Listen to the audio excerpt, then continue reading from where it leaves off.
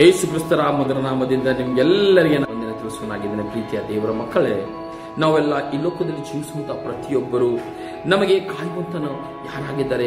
ನಾವು ಮತ್ತೊಬ್ಬರ ಮೇಲೆ ಆಸೆ ಪಡುತ್ತೇವೆ. ನಮ್ಮ ತಂದೆ ತಾಯಿಗಳು ನಮಗೆ ಕಾಯುತ್ತಾರೆ, ನಮ್ಮ ಅಣ್ಣ ತಮ್ಮರು ನಮಗೆ ಕಾಯುತ್ತಾರೆ, ನಮ್ಮ ಬಂಧು ಬಳಗ ನಮಗೆ ಕಾಯುತ್ತಾರೆ, ನಮ್ಮ ಸ್ನೇಹಿತರು, ನಮ್ಮ ಇರುವಂತಹ ಒಂದು ಸೊಸೈಟಿ ಮೇಲೆ, ಅನೇಕ ಜನಗಳ ಮೇಲೆ ನಾವು ಆಧಾರವಾಗಿ ನಡೆಯುವಾಗ ಅಲ್ಲಿ ನಮಗೆ ಸಹಾಯ ಬರುವುದಿಲ್ಲ ಅಂತ ನೋಡ್ತೀವಿ. ಪ್ರೀತಿಯ ದೇವರ ಮಕ್ಕಳೇ, ಇವತ್ತಿನ ಒಂದು ದಿವಸದಲ್ಲಿ ದೇವರ ವಾಕ್ಯಗಳು ನಿಮಗೆ ಬಲವನ್ನು ಪಡಿಸುವಂತಹದ್ದು, ಉತ್ತೇಜನ ಪಡಿಸುತ್ತದೆ ಅಂತ ನೋಡುತ್ತೇವೆ. ಪ್ರೀತಿಯ ದೇವರ ಮಕ್ಕಳೇ, ದೇವರ ವಾಕ್ಯದಲ್ಲಿ ನೋಡುವಾಗ ಕೀರ್ತನೆಯಲ್ಲಿ 91ನೇ ಅಧ್ಯಾಯ 11ನೇ ವಚನದಲ್ಲಿ, ನೀನು ಹೋಗುವಾಗಲೆಲ್ಲ ನಿನ್ನನ್ನು ಕಾಯುವುದಕ್ಕೆ ಆತನು ನಿನ್ನ ವಿಷಯವಾಗಿ ತನ್ನ ದೂತರಿಗೆ ಅಪ್ಪಣೆ ಕೊಡುವನು. ಪ್ರೀತಿಯ ದೇವರ ಮಕ್ಕಳೇ, ದೇವರ ವಾಕ್ಯ ನಿಮಗೆ ಅದ್ಭುತವಾಗಿ ಇಲ್ಲಿ ಸ್ಪಷ್ಟವನ್ನು ಕೊಡ್ತಾ ಇದೆ.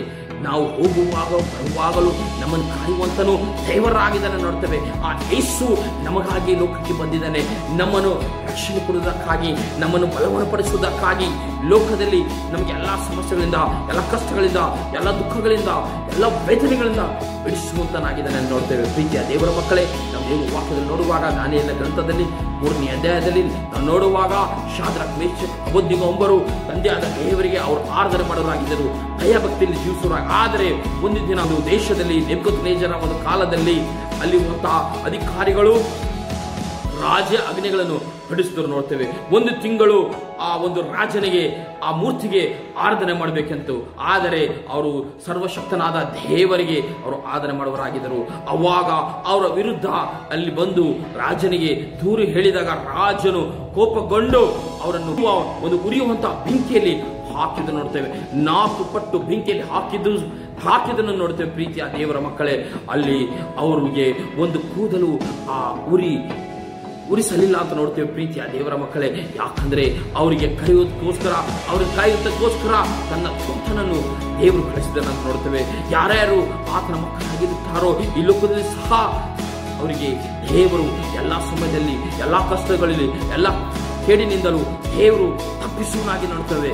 ಯಾವಾಗ ಯೇಸುವಿನಲ್ಲಿ ಅವಿರುತ್ತೇವೋ, ನೀತಿವಂತರಾಗಿ ಜೀವಿಸ್ತೇವೋ, ಭಯಭಕ್ತಿಯಲ್ಲಿ ಜೀವಿಸ್ತೇವೋ, ಯಾವ ಕಷ್ಟ ಬರಲಿ, ಯಾವ ಸಮಸ್ಯೆ ಬರಲಿ, ಯಾವ ದುಃಖಗಳು ಬರಲಿ, ಅಲ್ಲಿ ದೇವರು ಕಾಪಾಡಿ ನಿಮಗೆ ನಡೆಸುವನಾಗಿ ನೋಡ್ತೇವೆ. ಪ್ರೀತಿಯ ದೇವರ ಮಕ್ಕಳೇ, ದೇವರ ವಾಕ್ಯಗಳು ನಿಮಗೆ ಆಶೀರ್ವಾದ ಮಾಡಿ, ಭೂಮಿ ಆಕಾಶವನ್ನು ಮಾಡಿದ ದೇವರೇ ನಿಮಗೆ ಸ್ತೋತ್ರಪ್ಪ ತಂದೆ.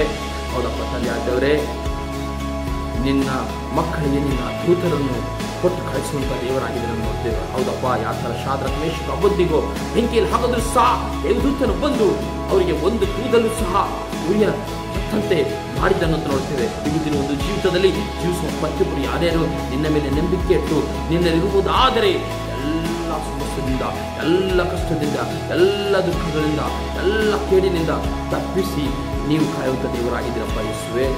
ಸ್ತೋತ್ರ ಕರ್ತನೇ. ವಾಕ್ಯಗಳು ಕೇಳಿದಂಥ ಪ್ರತಿಯೊಬ್ಬರನ್ನು ಆತ್ಮದಲ್ಲಿ ಕಾರ್ಯ ಮಾಡಿರಿ. ಹೌದಪ್ಪ ತಂದೆ, ನಿನ್ನ ಮಕ್ಕಳಾಗಿ ಮಕ್ಕಳೆಲ್ಲರೂ ಜೀವಿಸಲಿ. ಯೇಸುವಿನ ನಾಮದಲ್ಲಿ ಪ್ರಾರ್ಥನೆ ಮಾಡ್ತಾರೆ.